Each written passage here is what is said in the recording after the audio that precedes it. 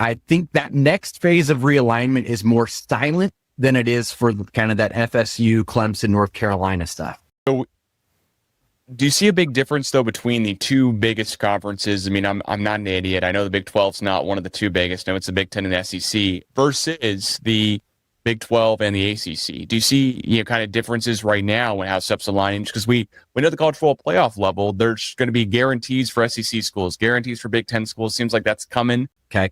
Now, back to your original question. I think that next phase of realignment is more silent than it is for kind of that FSU, Clemson, North Carolina stuff. I think it's silent in that I think eventually you're going to see a break off. I think, does the Big 12 even exist in an entity in that realm? I think so, but I can't tell you if that's the case because there is some serious money being thrown around from private equity, venture capitalists, and X, Y, and Z for this.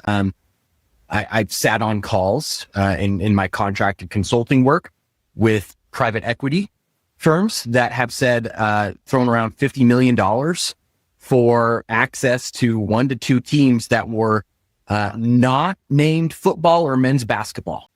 Okay. That's some serious cash.